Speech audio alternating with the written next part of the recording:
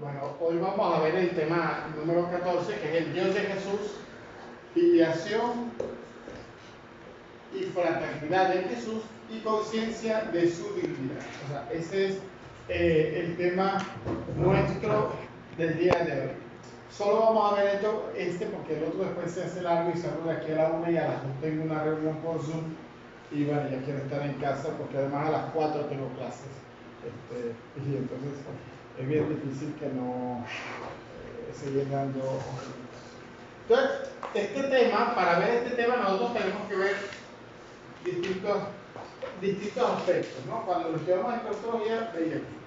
Primero, el Dios de Jesús es el Dios en el que Jesús tiene fe y es el Dios con el que Jesús se relaciona, que es el Padre, ¿no?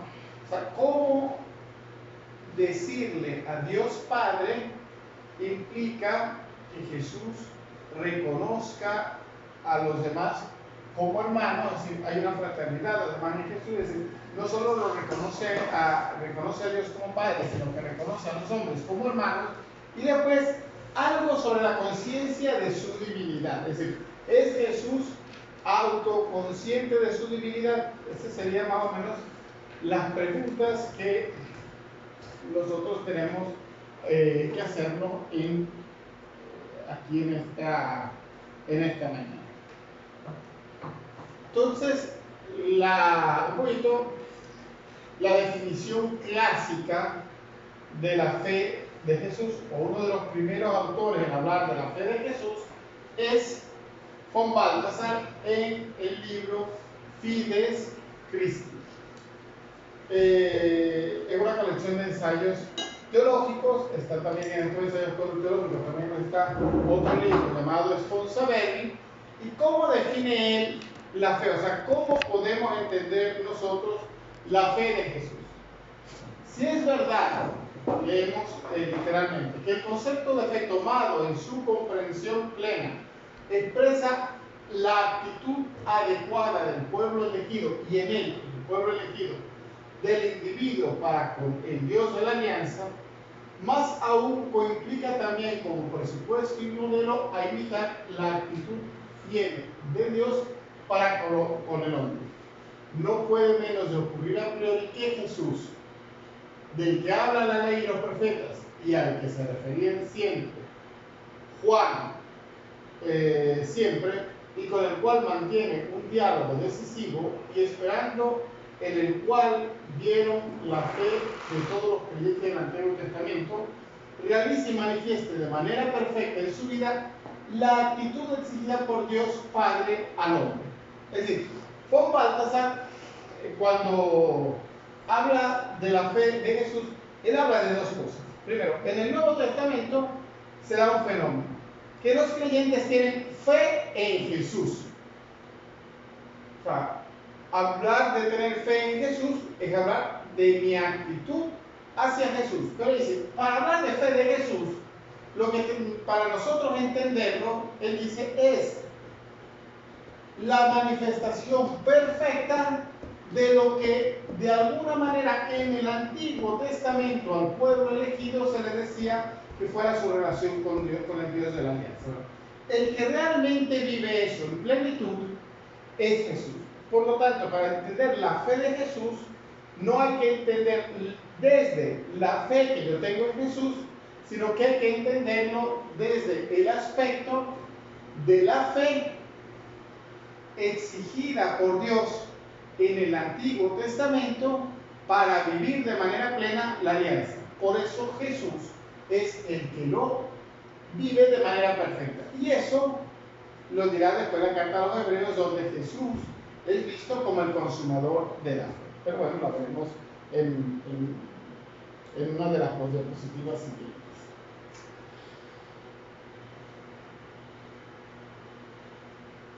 ¿Dónde se puede ver en los evangelios que Jesús es un hombre de fe? O sea, aquí hay algo importante. O sea, el tema de la fe de Jesús es un tema más o menos reciente, no es un tema tan antiguo. Y uno de los primeros teólogos en hablar de este tema y hacer hipótesis sobre este tema era precisamente el de la diapositiva anterior, la de von Balthasar, y ese es uno de los primeros artículos sobre la fe de Jesús. Pero bueno, ¿dónde lo vemos nosotros en el Evangelio? O sea, porque si podemos hablar de la fe de Jesús, pero si realmente después en el Evangelio Jesús no aparece como un hombre de fe, pues no tiene ningún sentido. ¿Por qué es un tema tan tardío, no? O sea, porque nosotros, o se concebía entre los creyentes, bueno, Jesús es el Hijo de Dios y Jesús es Dios. Y por lo tanto, como Jesús era omnisciente, o sea, era una de las maneras de entender la figura de Jesús, entonces no podía tener fe. ¿Qué significa que Jesús era omnisciente? Bueno, que Jesús sabía, conocía todo, o sea, conocía el futuro. Y por lo tanto, como sabía y conocía todo y conocía el futuro, pues bueno, él no necesita de la fe, él conoce totalmente al Padre. O sea, el Padre para él es alguien transparente. O sea, como es alguien transparente, no, o sea, la fe no tiene sentido. ¿Por qué? Porque la fe es creer en aquello que no se ve. Si la fe es creer en aquello que no se ve, si Jesús es omnisciente y puede verlo todo, y puede saberlo todo, y puede conocer lo que ha de acontecer, pues no tiene sentido de hablar de la fe de Jesús. Por eso represento para von Balthasar un gran reto hablar de la fe de Jesús.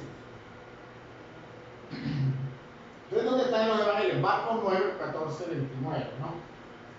Acuérdense que es cuando Jesús baja, está después del relato de la ascensión, cuando Jesús baja del monte, llega, se encuentra que hay un hombre que quiere que cuide, que curen a su hijo que está poseído, y le dice a Jesús, mira, si algo puedes, ten compasión de nosotros y ayúdanos, dice el padre del niño poseso. A lo que Jesús le responde, si algo puedes, todo es posible al que cree.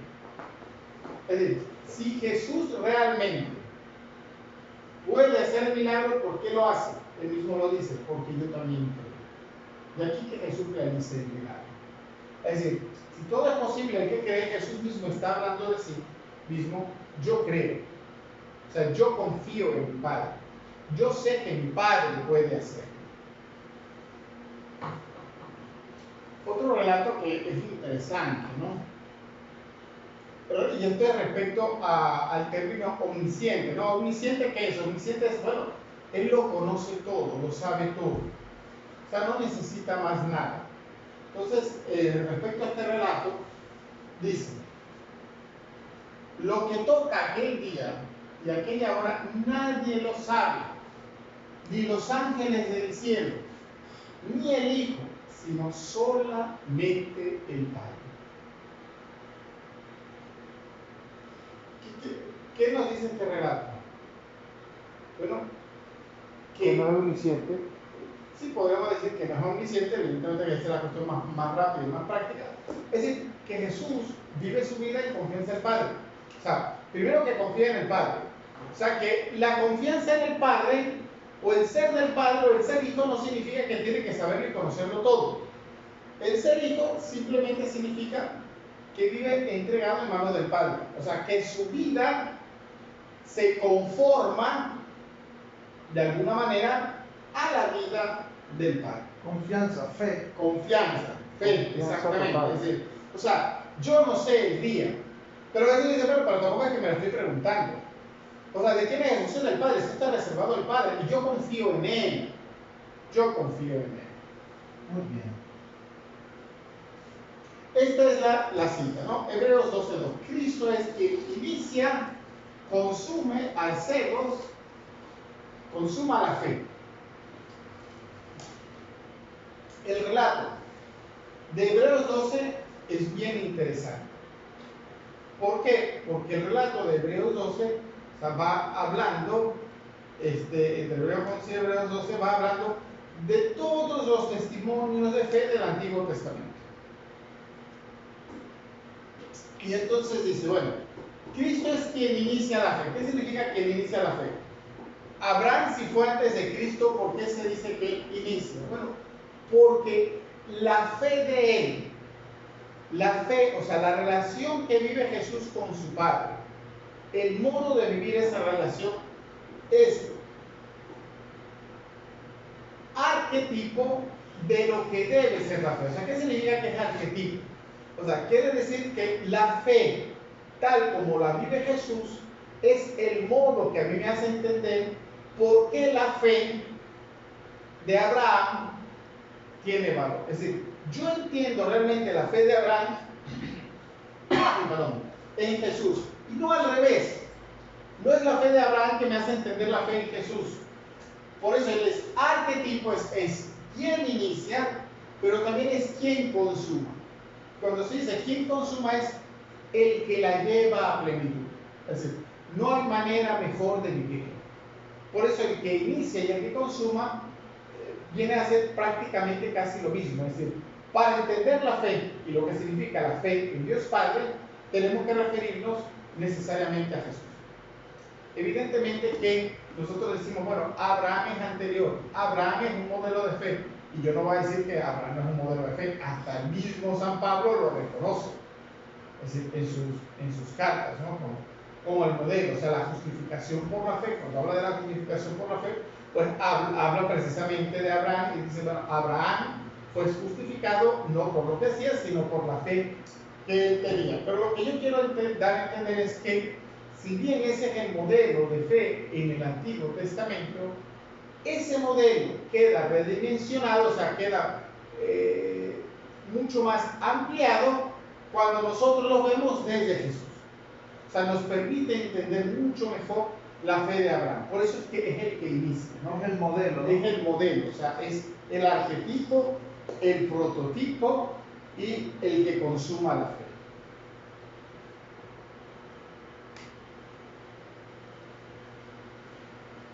Hay una expresión frecuente que habla de la fe de Jesucristo en Pablo.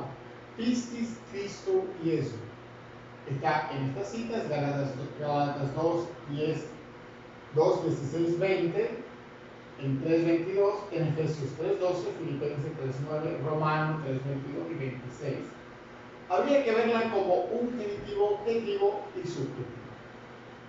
Yo no sé si ustedes se acuerdan de las clases de latín y se acuerdan de las clases de griego, cuando se hablaba del genitivo. El genitivo, pues, ustedes saben que los posesivos no se dicen a través del de, sino que los posesivos se dicen a través de la terminación, de la finalización de la palabra. Entonces, Christus Jesu está en genitivo. Ahora, este genitivo que habla de algo posesivo es un genitivo objetivo o el genitivo o subjetivo. Es decir, cuando hablamos de la fe de Jesucristo, es la fe que yo debo tener en Jesucristo como objeto, o San Pablo está hablando de la fe que Jesucristo tenía. Ustedes se fijan, las dos posibilidades dan. O sea, la fe de Jesucristo es la fe que yo tengo en Jesucristo, o sea, el contenido de mi fe es Jesucristo, el objeto de mi fe es Jesucristo, o también podría decirse, es la fe de Jesucristo, es decir, que Jesús es el portador de esa fe. Bueno, algunos asoman, entre ellos con Baltasar, que esta expresión, la fe de Jesucristo, hay que entenderlo como un genitivo objetivo y un genitivo subjetivo. Es al mismo tiempo la fe que debo tener en Él, pero es al mismo tiempo la fe que Él tenía en el Padre.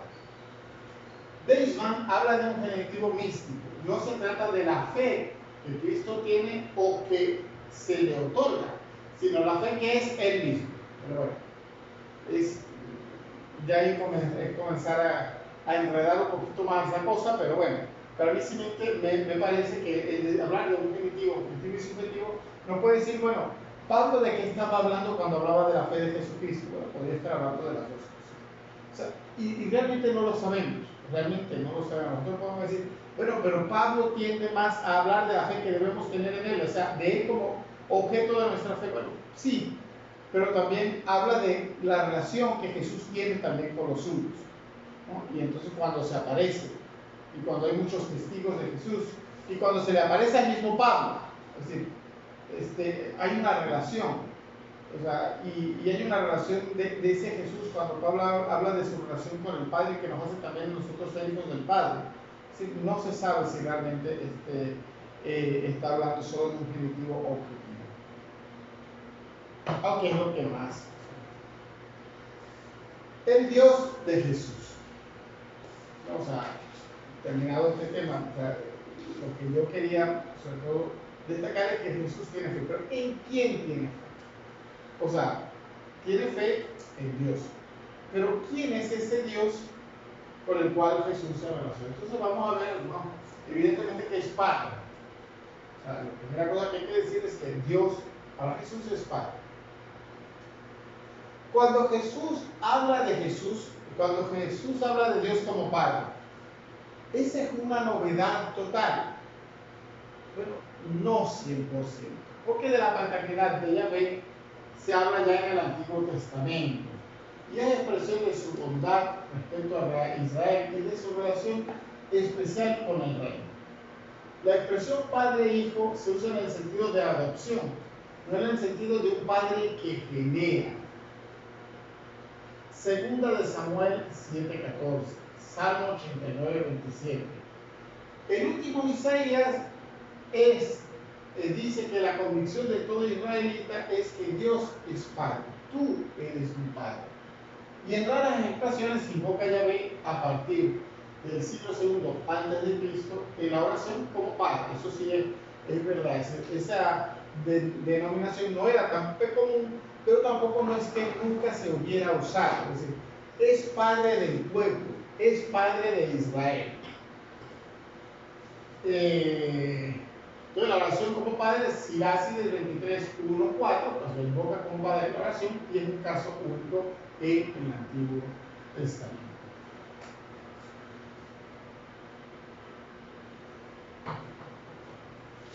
Llamar Padre a Yahvé, por lo tanto, no representaba ninguna novedad. Sin embargo, lo que sí era novedad era el modo como Jesús se relaciona con Él.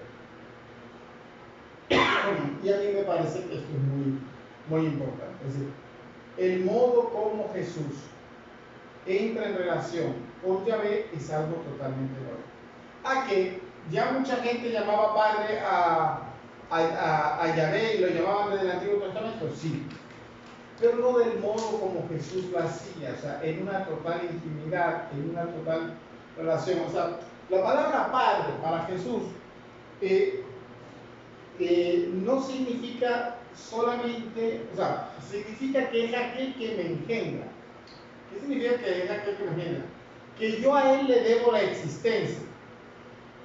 ¿Qué significa que yo a él le debo la existencia? ¿No? Vamos a ir viendo por ciertos detalles.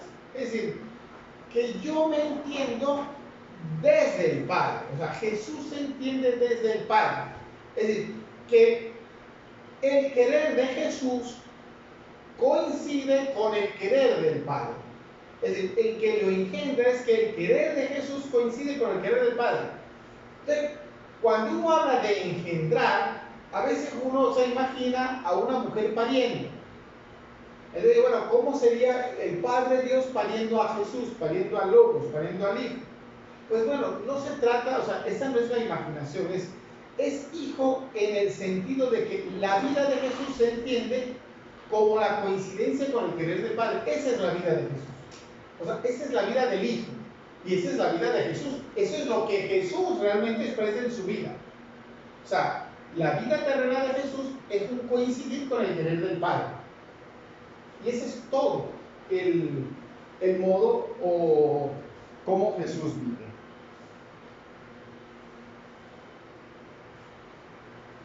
La paternidad de Dios apuesta por el Hijo y por la fraternidad. Y aquí a mí sí me parece que es interesante. Si Jesús descubre que Dios es Padre, descubre que Dios es Padre porque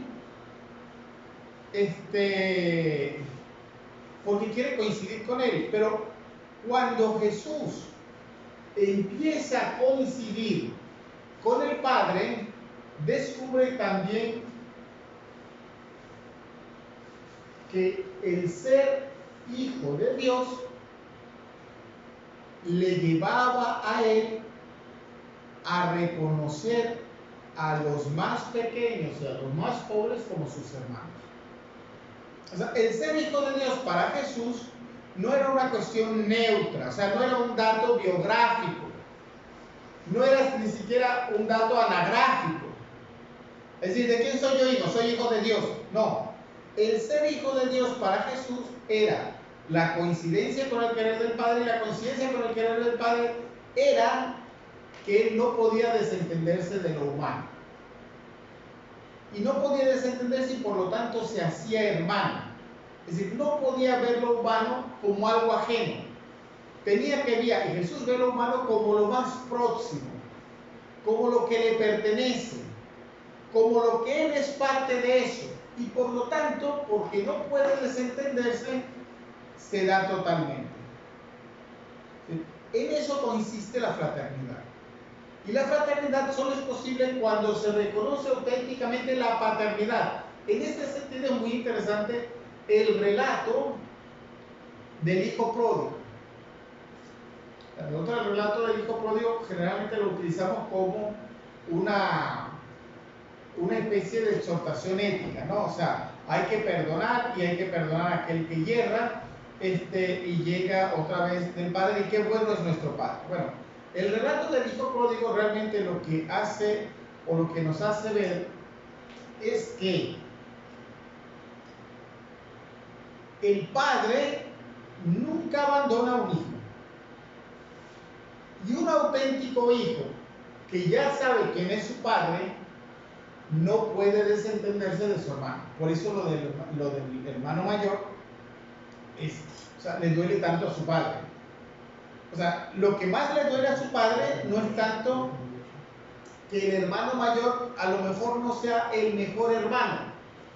Lo que más le duele a su padre es que el hermano mayor no quiera a su hermano. Es decir, no lo ha entendido todavía como padre. O sea, y porque no me entiendes, no puedes ser hermano. O sea, solo se puede ser hermano cuando se entiende al Padre. Por eso Jesús es el auténtico hermano. O sea, solo se puede ser un hermano cuando yo entiendo qué es el Padre. Y como Jesús coincide con el Padre en su querer, él no puede vivir al margen de los hermanos. O sea, estas dos cuestiones no se dan de manera separada. O sea, lo de Jesús no es una decisión ética el ser hermano.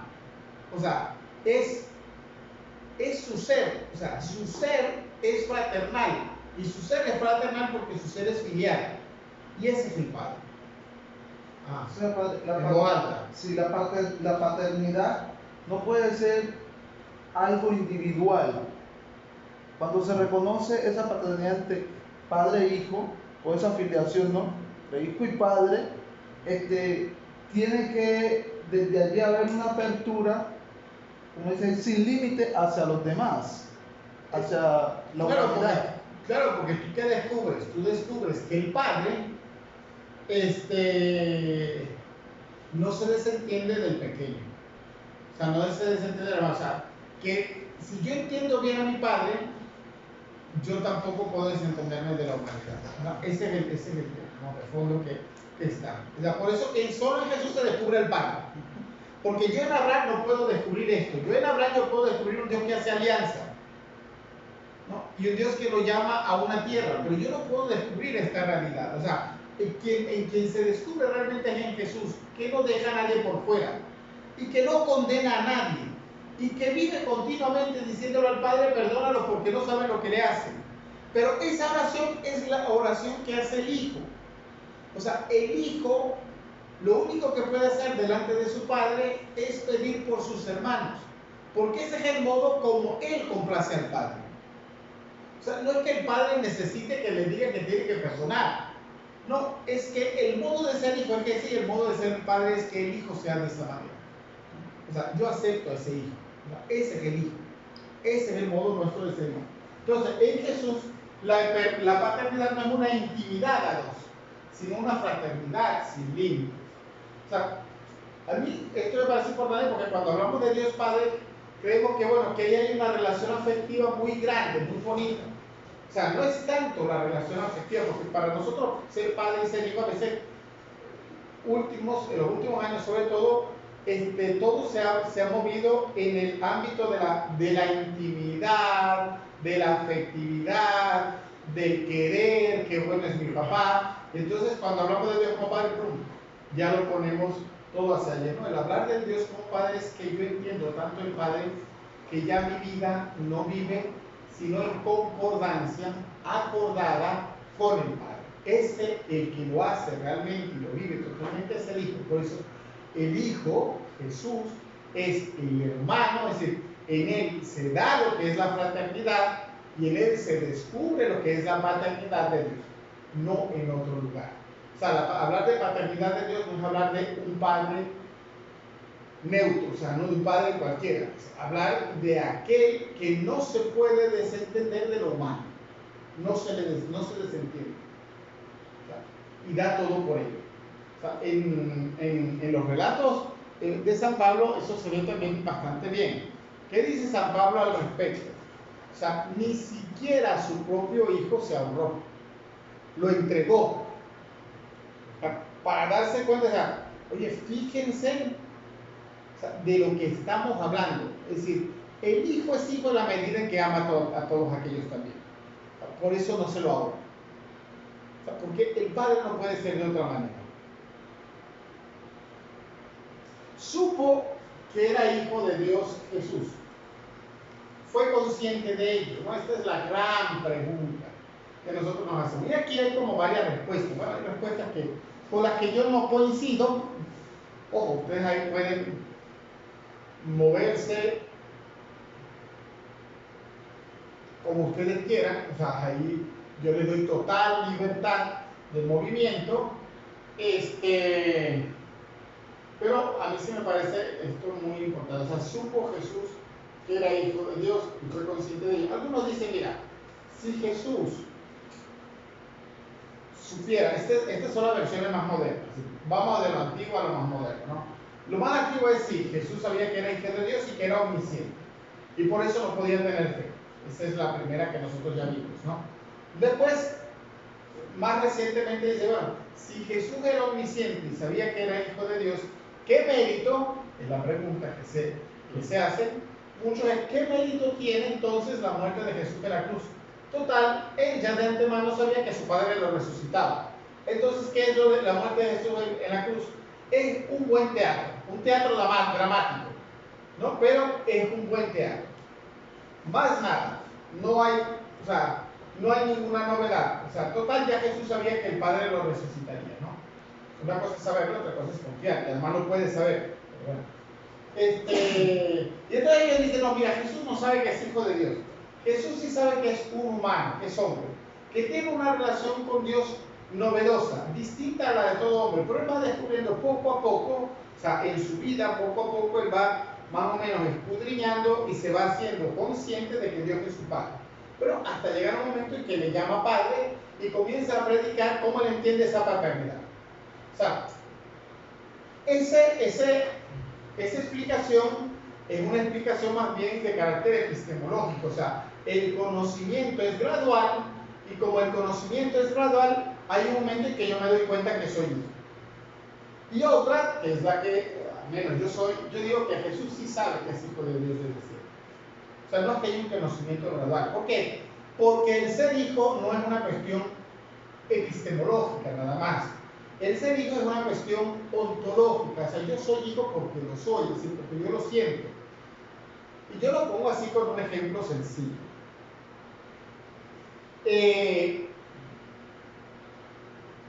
Un bebé, cuando está en manos de su mamá, se siente seguro y protegido. Pero si ese bebé lo agarra a otra mujer que no es su mamá, el bebé comienza a llorar. Si yo le preguntara a ese bebé, que tiene más o menos 9 meses, ¿quién es tu mamá? Y yo espero una respuesta, yo soy estúpido porque no sabe hablar todavía. Pero yo, si observo bien, yo digo, él sí sabe quién es su mamá. Él es consciente de que su mamá es esta mujer que está aquí, porque con ella no llora. Y es más, cuando va a buscar teta, no busca la teta de cualquiera, busca la teta de la mamá. Es decir, hay un saber quién es mi madre y yo vivo y crezco como. O sea, en una relación con ella, en una relación totalmente distinta. Es consciente, pero todavía no puede verbalizar lo que significa esa relación. El niño pequeño, usted le pregunta, ¿quién es su mamá? ¿Quién es su papá? Y él le señala a gente y Egipto. ¿Quieres cambiar a tu mamá y a tu papá? Pues no. O sea, yo no quiero cambiar a mamá y papá. Si usted le pregunta, bueno, ¿qué significa esa relación de papá y mamá para ti? El niño va a escribir a lo mejor una línea o no escribe nada, no sabe qué decir. Bueno, mi papá me trae regalos y mi mamá me hace esto. O sea, no, mi mamá me regaña. Pero no habría más que decir. Pero a medida que tú te vas haciendo adulto, tú vas hablando de tu padre y de tu madre, o sea, vas viendo lo que esa relación ha ido significando en tu vida y cómo tu vida se ha ido configurando gracias también a esa relación.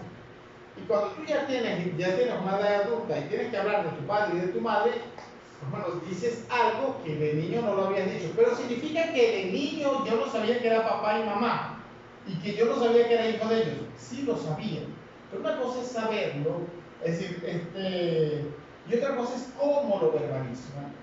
Jesús sabe que es hijo de Dios, sí, pero a medida en que va creciendo, porque también crece en una sociedad, va entendiendo mejor, va verbalizando mejor lo que significa ser ese hijo de Dios. A ver la siguiente vez. Para la psicología actual, para entender la palabra conciencia, conciencia es sinónimo de dominio y asunción de un conocimiento sobre sí mismo. Yo soy consciente cuando yo sé quién soy y puedo definirme y tengo todos los criterios y todos los argumentos para decir quién soy. En este sentido, no se puede decir que Jesús es consciente de su filiación. Es decir, de que él podía verbalizarlo desde niño. En el sentido que sabe que es la misma esencia del Padre y es el verdadero Dios y el verdadero hombre. O sea, si nosotros vamos a los evangelios y nosotros queremos buscar, bueno, vamos a ver dónde Jesús dice que Él es verdadero Dios y dónde Jesús dice que es verdadero hombre. Nosotros, porque así sabemos si Él es consciente o no de su ser hijo de Dios, bueno, nosotros estamos haciendo una lectura súper equivocada del evangelio. O sea, porque eso no es la palabra conciencia, hablando de Jesús. Esta conciencia no la tiene Jesús. O sea, esa conciencia no la tiene Jesús, porque Él no se autocomprende metafísicamente. Es decir, para Él esto no resultaba un problema. Es decir, para Jesús no es un problema si Él es de naturaleza divina o no, porque Él nunca se lo preguntó. O sea, el problema ¿para quién es? Es para mí, para el lector.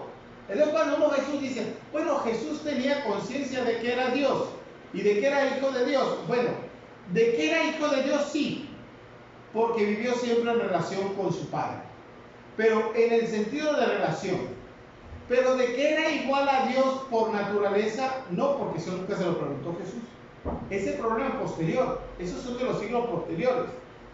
Siglo IV, siglo V. Concilio de Nicea, concilio de Éfeso, concilio de Calcedonia. Pero está ahí. Entonces, la pregunta ¿es consciente? Sí. Pero del modo relacional, porque él no vive de otra manera sino como hijo, desde siempre. Y en ese sentido a mí me parece muy interesante un texto que pone Lucas. El Evangelio de Lucas pone un texto donde dice que el niño se pierde a los 12 años cuando van a Jerusalén al templo.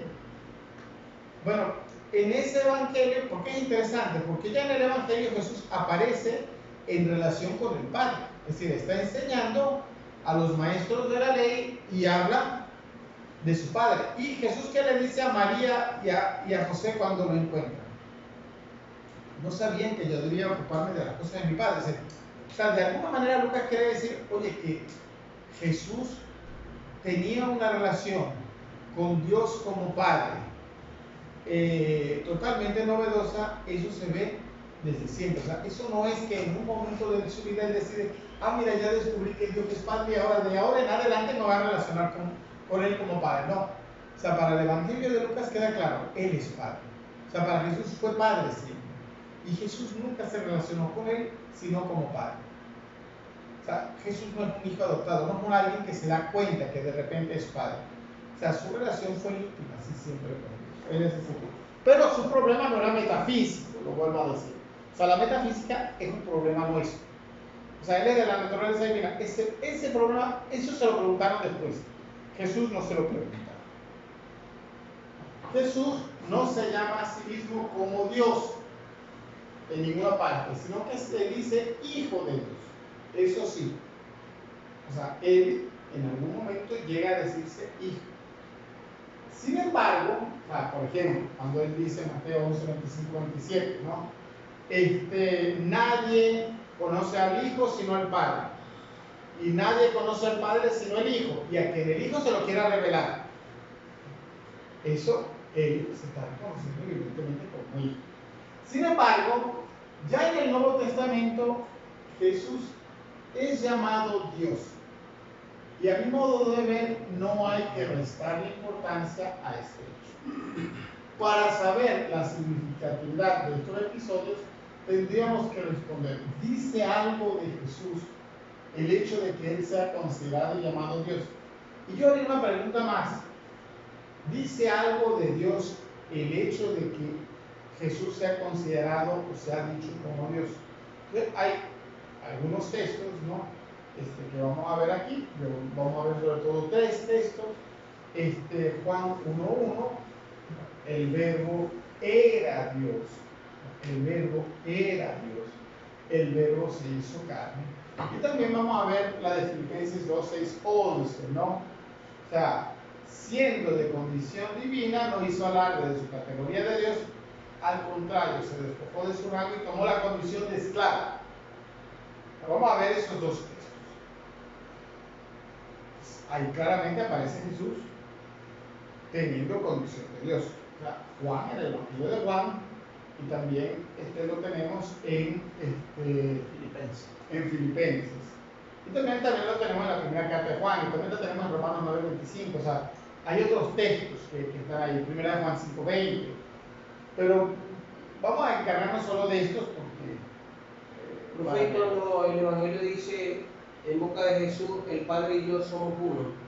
O sea, ¿cómo entendemos el texto? Usted dice que él nunca se autoproclamó como Dios o se dice que él es Dios. Sí, pero ahí no se está diciendo él como Dios, él está diciendo ahí una relación. O sea, el Padre y yo no hay distinción. Bueno, también se podría hablar del texto de Felipe, o sea, muéstranos al Padre.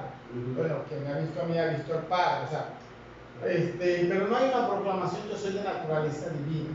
O sea, sí hay una proclamación que dice, quien me ve a mí puede reconocer cómo es el Padre. Pero no es que porque yo tenga la naturaleza divina. O sea, yo soy lo que el Padre quiere lo que el Padre quiere de mí. Por eso, al verme a mí, se sabe que es el Padre. Porque la voluntad del Padre, toda la voluntad del Padre se expresa precisamente en mí. Pero ahí Jesús es consciente, digamos, tiene un conocimiento de Dios como Padre. Ajá. Para expresar de otra manera lo que está diciendo, quien conoce a mí y conoce al Padre. Mira, vamos a ver.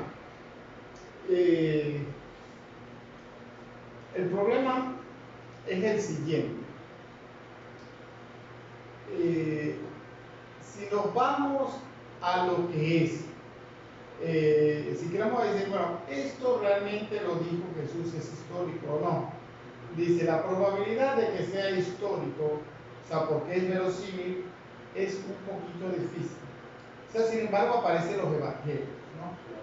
O sea, al aparecer en los evangelios, ¿qué dicen los evangelistas cuando escriben sobre Jesús?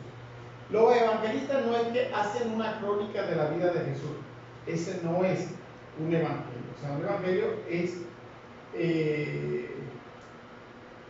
un modo propio de escribir, ¿no? O sea, un estilo propio de escritura, ¿no? Que no es una una especie de cronograma, ¿no? Donde yo voy diciendo algo sobre eso, que tampoco es una biografía, y que tampoco es una historia, y que tampoco son unas crónicas. O sea, lo de Jesús es otra cosa, el Evangelio es otra cosa totalmente distinta. Entonces, cuando los apóstoles expresan cosas de Jesús, ¿qué están diciendo ellos realmente? Que Jesús vivió de esa manera, de que Él, o sea, la manera de vivir de Jesús era que Él conocía al Padre de modo tan singular que Él era el único que podía hablar y enseñar quién era el Padre. Y que a Él solo se le podría conocer también si el Padre nos permitía conocerlo. O sea, los apóstoles se dan cuenta que hay una relación tan singular entre Jesús y el Padre que decir y poner eso en boca de Jesús no es que no sea histórico. Evidentemente que sí lo es. Pero el hecho de que sea histórico no significa, o sea, el hecho de que no sea algo de las crónicas de la vida de Jesús no significa que no sea histórico, o sea, que realmente no era así. O sea, los apóstoles perciben que esto sí era así. Y por eso ponerlo en boca de Jesús no es traicionar a la historia, es todo lo contrario. Es hacer justicia a la historia y a la vida de Jesús. O sea, porque Jesús realmente vivió su vida de tal manera que todo el mundo, hasta los apóstoles, percibieron la singularidad de su vida en relación con el Padre. Y por eso cuando ponen eso en boca de Jesús no están diciendo nada extraño. Están diciendo lo que realmente Jesús es. ¿Se llega a entender? Muy bien. Filipenses 2:6. Este es un texto que a mí me parece que es muy interesante y muy importante, ¿no?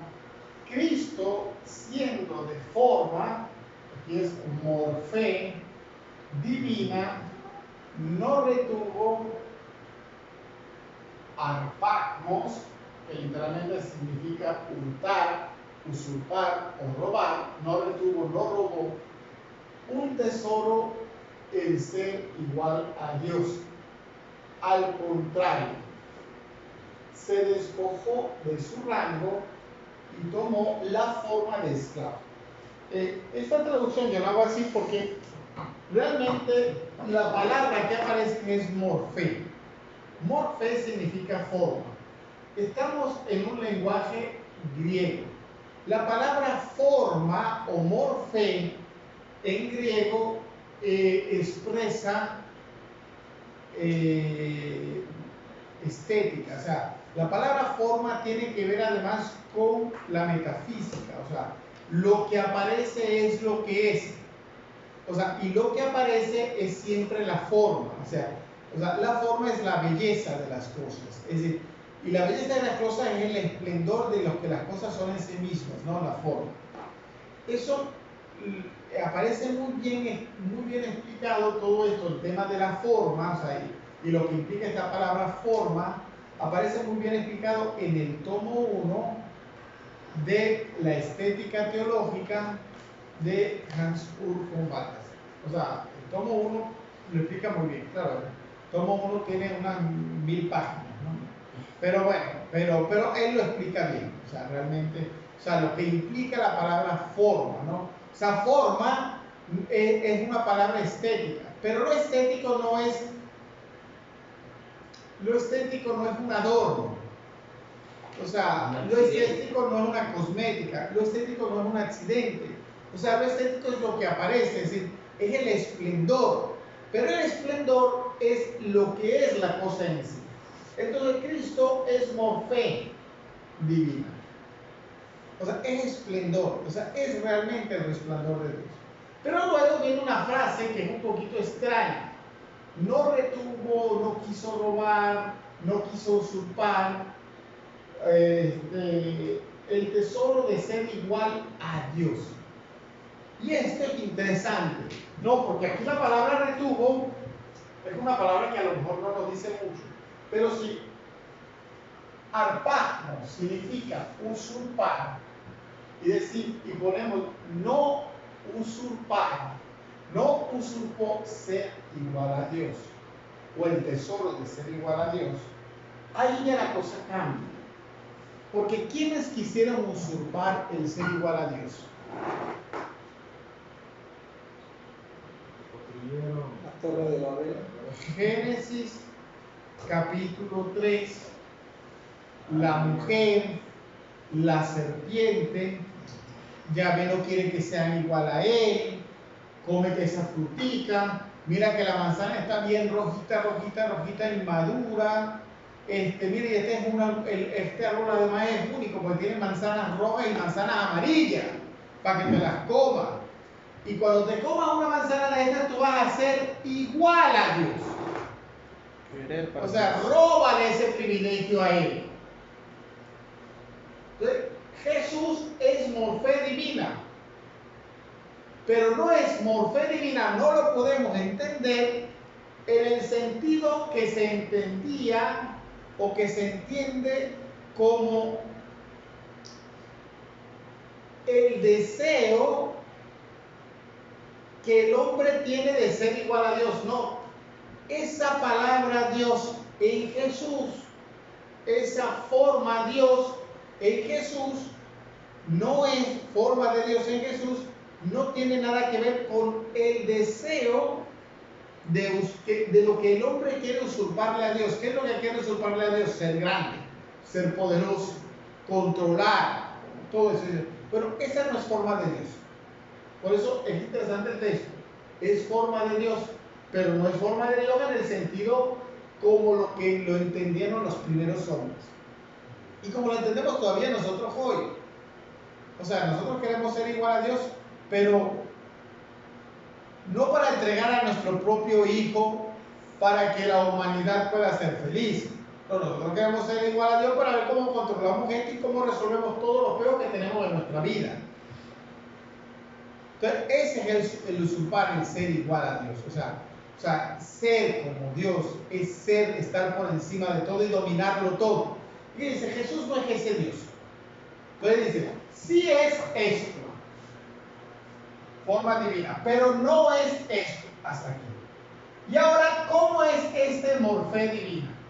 Esta forma de Dios es despojo y tomar forma de siervo. Entonces, morfé tu seu es morfé tu dolus.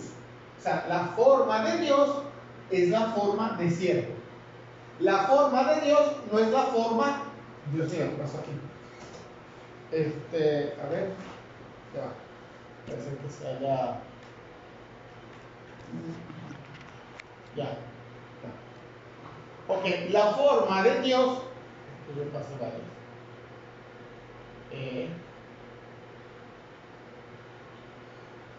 Tanto que tenemos que ver todo bien. La forma de Dios no es la forma de lo que quieren Adán y Eva, sino que la forma de Dios es la forma del que sí. Es interesante. O sea, fíjense, entonces, hay un texto que habla de Jesús como Dios, sí. Pero ojo, no tiene nada que ver con lo que nosotros estamos esperando del texto. Ahí nos está hablando de si es naturaleza o no es naturaleza. El problema no es si es naturaleza. El problema es corregir lo que nosotros creemos de Dios. O sea, el decir eso nos corrige lo que nosotros creemos de Dios. Y por eso es bien interesante. Vamos a ver en la otra. Y entonces tenemos los otros dos textos, ¿no? Juan 1:1, al principio existía la palabra estaba junto a Dios y la palabra era Dios. Pero ¿cómo es esa palabra que es Dios?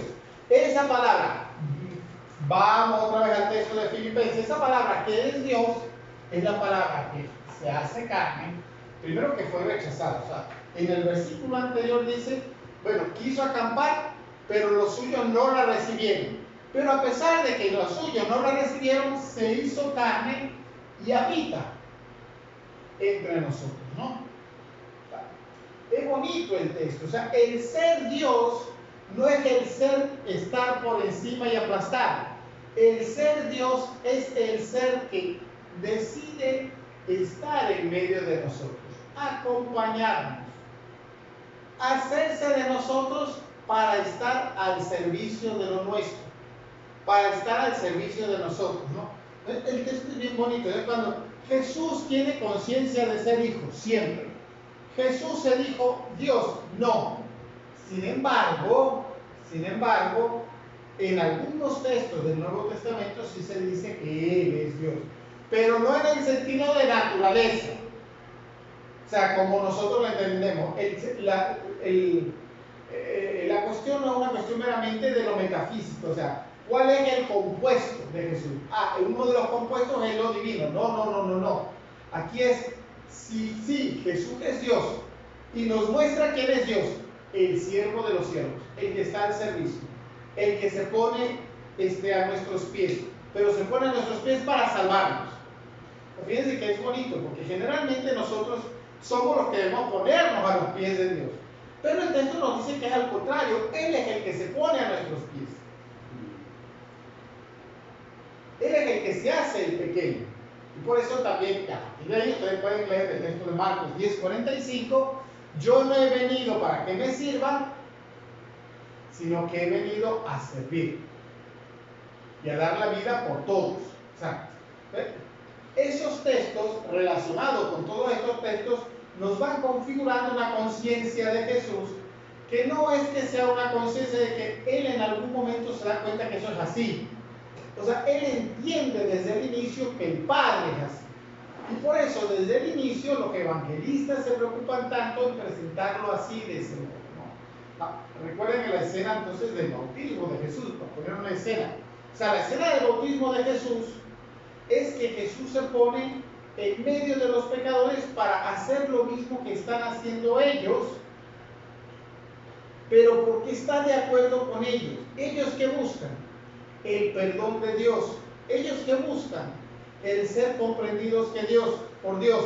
Es decir, por eso se bautizan, por eso van a donde Juan el Bautista, porque ya los sacrificios del templo no eran suficientes, no tenían ningún sentido, pero buscaban nuevamente a Dios. ¿Qué hace Jesús? Yo estoy con ustedes. Es decir, me parece muy bien, se pone en ese movimiento, en el movimiento de las personas que quieren, que buscan a Dios. Yo también, o sea, mi vida es ese continuo buscar, y mi vida es ese continuo obedecer a Dios.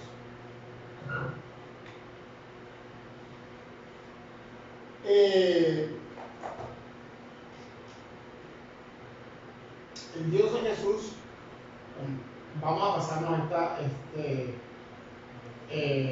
diapositiva porque bueno, los distintos contextos donde se habla de la relación filial en el Antiguo Testamento, pero bueno, estamos en el Nuevo Testamento. Mateo 16:16. Simón Pedro le contestó, tú eres el Cristo, el Hijo de Dios vivo, Hijo de Dios vivo. Replicando Jesús dijo, bienaventurado eres Simón, hijo de Jonás, porque no te ha revelado esto la carne ni la sangre, sino mi Padre que está en los cielos. ¿Qué se ve ahí? Claramente, bueno, que Jesús dice, bueno, es el Padre quien te lo muestra. Es decir, volvemos a lo mismo. Yo entiendo a Jesús como hijo cuando entiendo al Padre. O sea, cuando yo me dejo, o sea, cuando yo entiendo es el Padre el que está revelando en mí quién es el Hijo. O sea, la cuestión no es una comprensión de que yo puedo entender el compuesto divino de Jesús, entonces comprendiendo el compuesto divino de Jesús, comprendo que es el Hijo porque tiene el mismo compuesto del Padre. No, es porque yo he comprendido que tú vives como hijo, o sea, y que en ti por ser hijo yo conozco ya a Dios, entonces ya puedo conocerte a ti, puedo conocer al Padre. Por eso es que Jesús le dice, quien te lo reveló no fue ni carne ni sangre, sino es el Padre. El Padre no se deduce, en definitiva. Yo no puedo deducir a Dios como Padre, no es una cuestión deductiva. Aunque yo tenga los evangelios y digo, bueno, lo voy a sacar desde los evangelios, no. Es una cuestión en la que Él se muestra a través de Jesús. Y por él yo conozco a Jesús como el Hijo. O sea, yo no deduzco, o sea, yo no decido hoy, cuando salga de aquí, bueno, verdad, Jesús es el Hijo de Dios. Ahora yo voy a tratar con él como el Hijo de Dios. O sea, no es una cuestión así. O sea, es cuando yo o sea, cuando yo realmente me dejo tocar por el Padre, es que yo puedo hacer eso. No es una cuestión meramente deductiva. O sea, esto es una cuestión que está más allá de lo deductivo. Por eso, podemos ser muy buenos teólogos, podremos hacer un buen discurso de lo que significa Dios Padre y de lo que significa el Hijo de Dios como Jesús, pero quizás no lo entendamos. Y puede ser que una persona que no tenga ningún conocimiento de teología, que sea una persona muy devota en una iglesia de nuestros barrios, una señora a lo mejor anciana, conozca mejor qué significa esto que nosotros. La diferencia es que ella no lo sabe decir, no lo sabe expresar, no lo sabía explicar, pero sí lo sabe, sí lo entiende, porque vive como una hija de Dios y porque vive entregada a los demás como sus hermanos. Lucas 10:22, ¿no? Otra vez, ¿no? Como se ve, la relación del Padre con el Hijo. Todo me ha sido entregado por mi Padre. O sea, Jesús no se entiende desde sí. Él no se entiende solo. Y nadie conoce quién es el Hijo sino el Padre. ¿Y quién es el Padre sino el Hijo? ¿Y quién sino el Hijo? Y aquel a quien el Hijo se lo quiera revelar. Lo mismo que la diapositiva anterior de Mateo 16:16. El uso de la palabra Abba esto es, según Joaquín Jeremías, el modo más apropiado para expresar su relación con Dios, aun cuando el único testimonio de tal uso sea Marcos 14:36. Abba caracteriza la inmediatez de la relación de Jesús con Dios.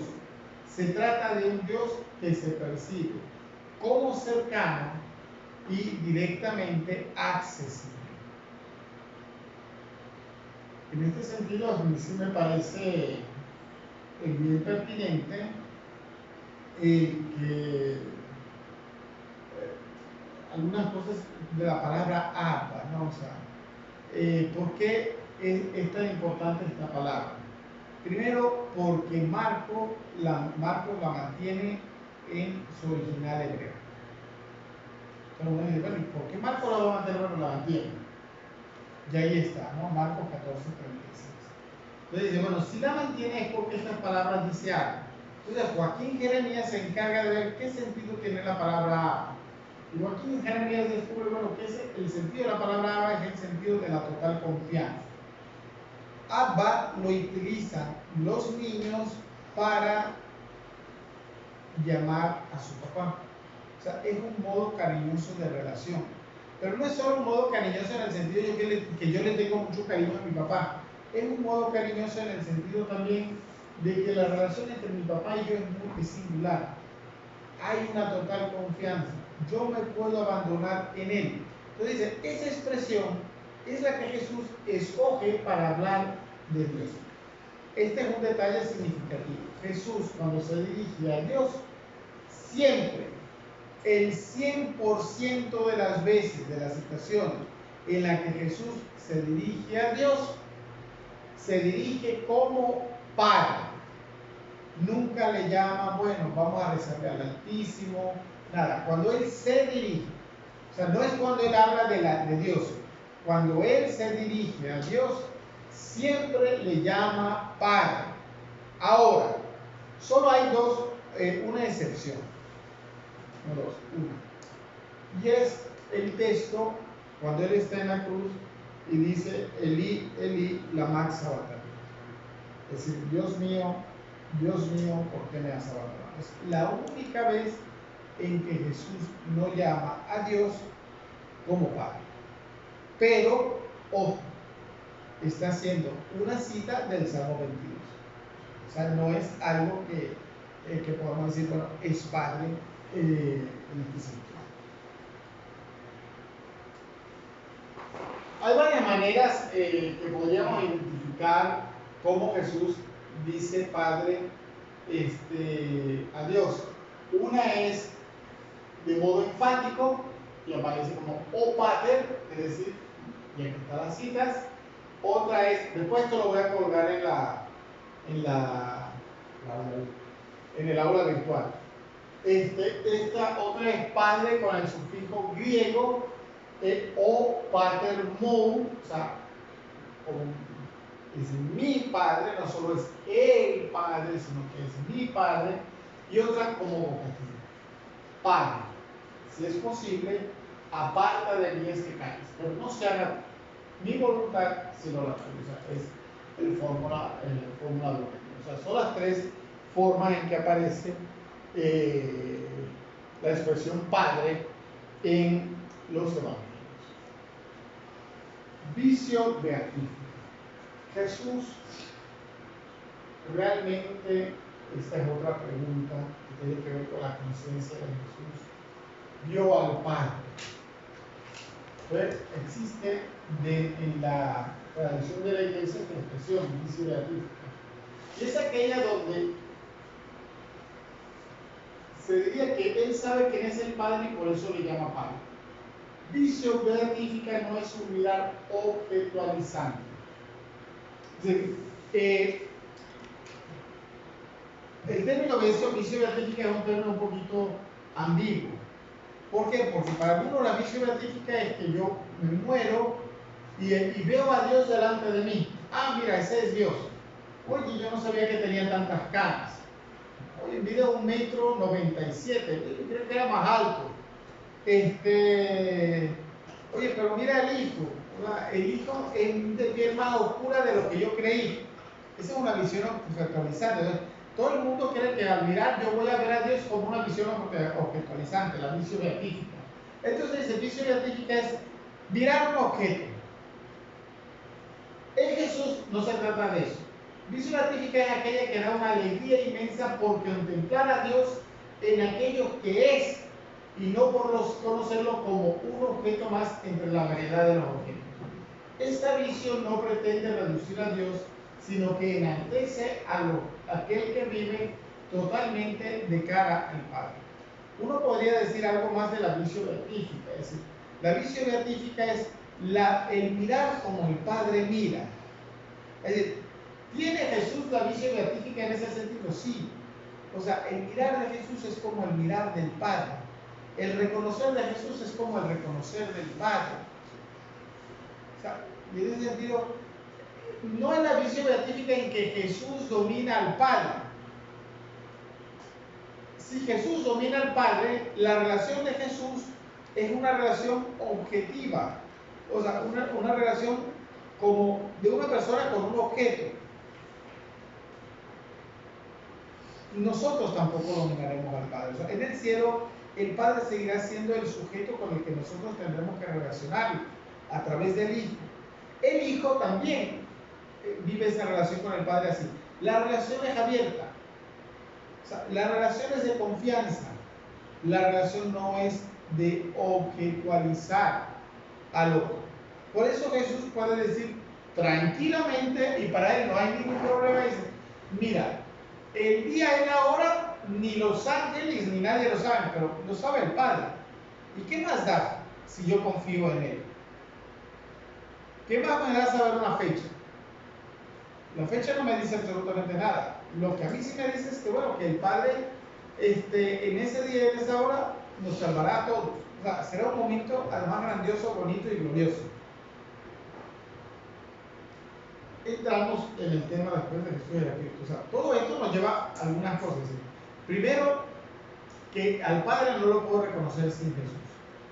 Pero que al mismo tiempo a Jesús, como hermano, no lo reconozco si no conozco al Padre. Pero yo reconozco al Padre porque Jesús se relaciona con él y de la manera que se relaciona con él. Pero aquí es, damos otro salto que Jesús y él, y es Jesús y el Espíritu.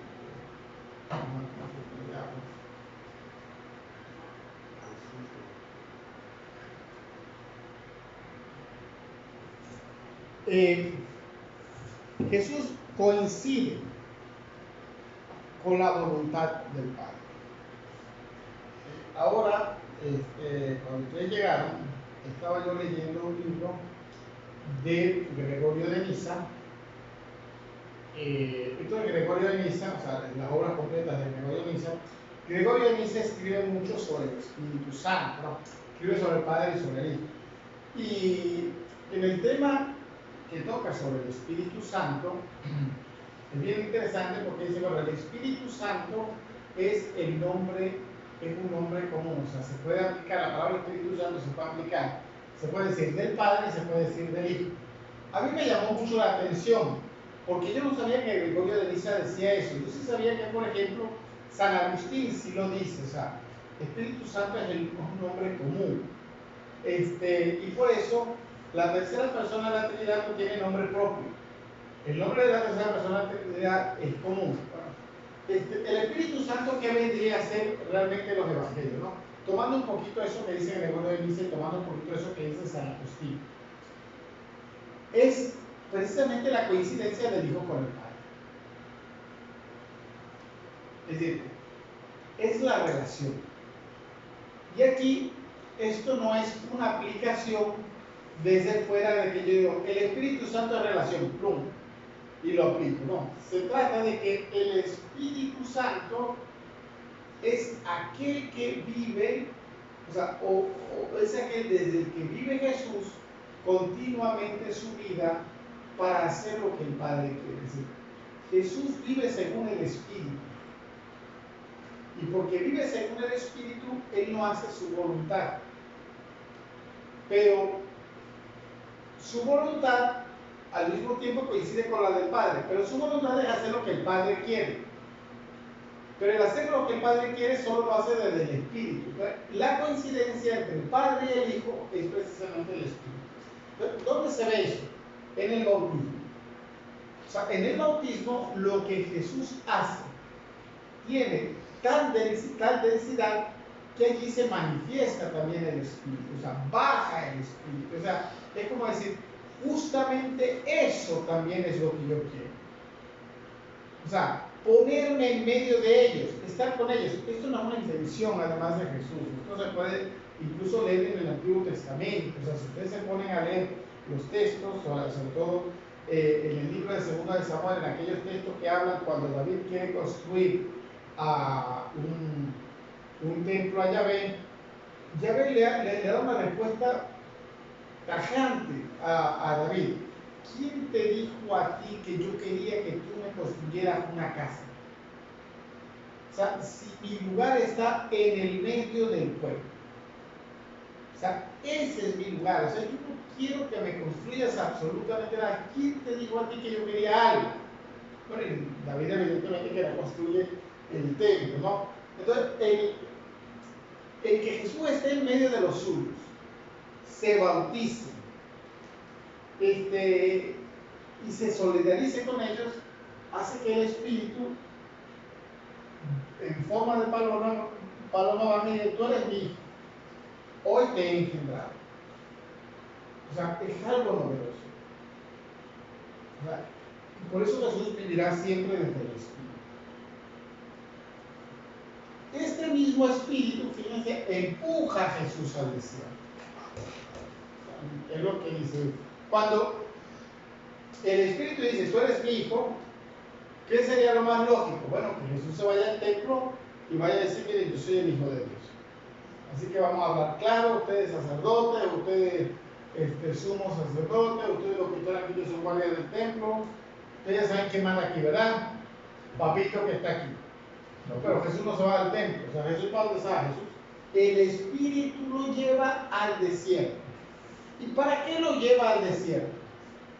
Porque si bien es cierto que Él vive la filiación en medio de los pecadores, Jesús en el desierto, incluso en la situación más adversa, es donde descubre lo que significa ser hijo. O sea, lo adverso a veces no es lo que nos impide las cosas, no. Lo adverso puede ser los que reafirma aquello que nosotros realmente estamos llamados a hacer.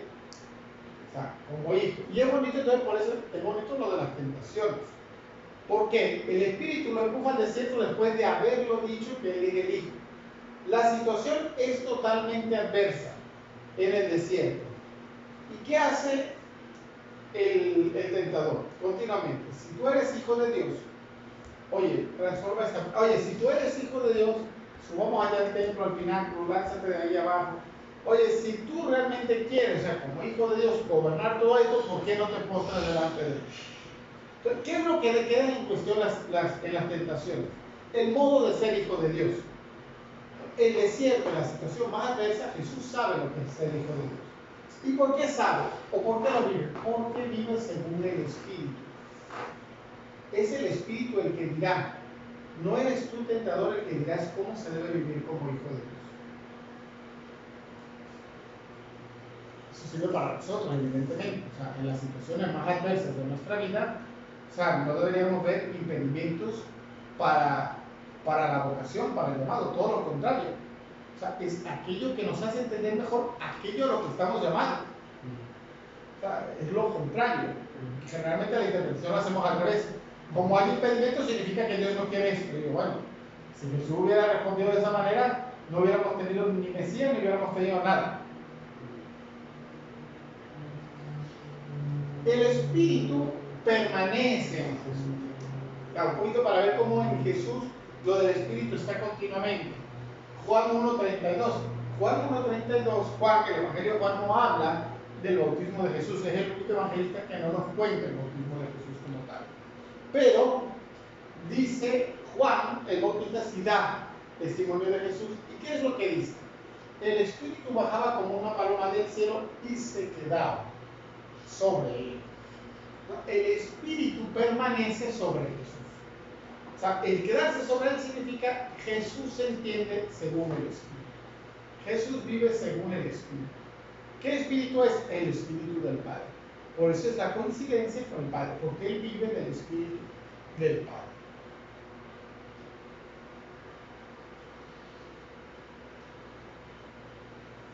Aquí este texto también es interesante, ¿no?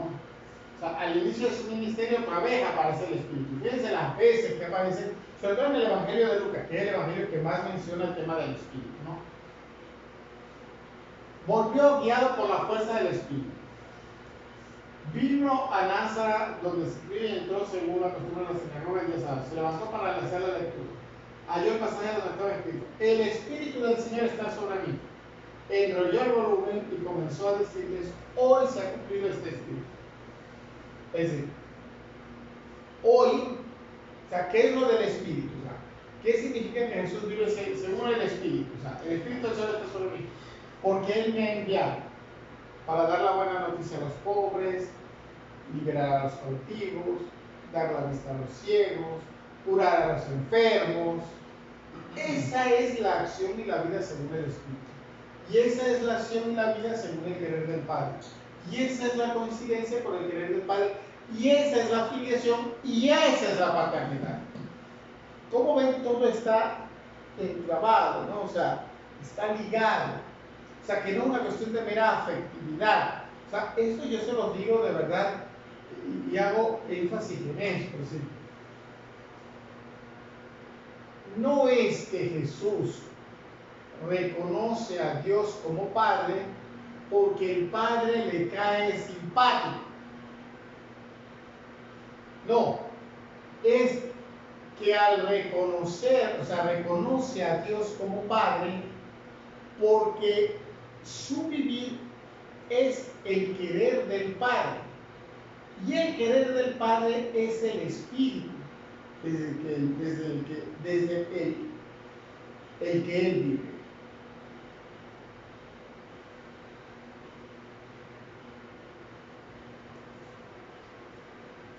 Jesús ejerce además su ministerio con la fuerza del Espíritu.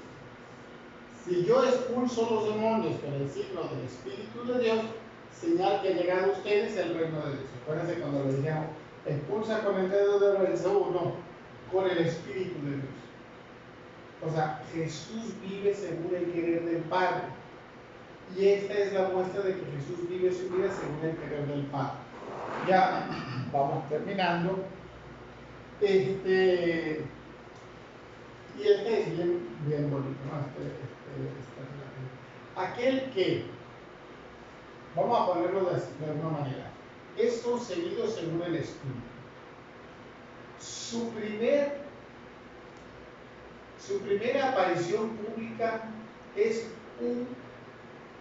ponerse en medio de pecadores, bautizarse y por lo tanto el Espíritu testimonia a favor de él.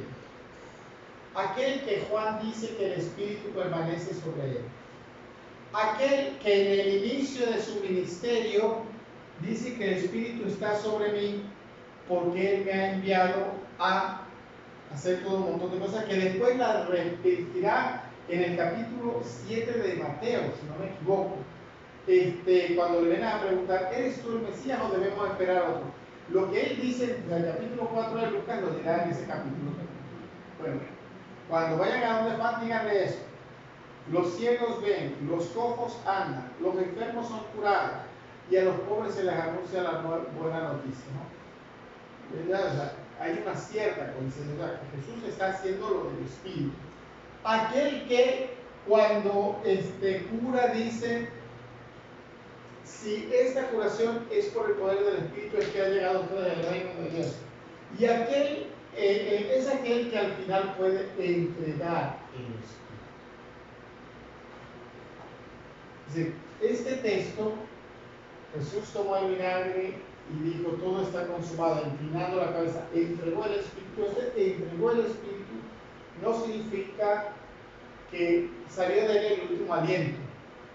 Significa que su muerte es vida, porque su muerte es el compartir el Espíritu con toda la humanidad.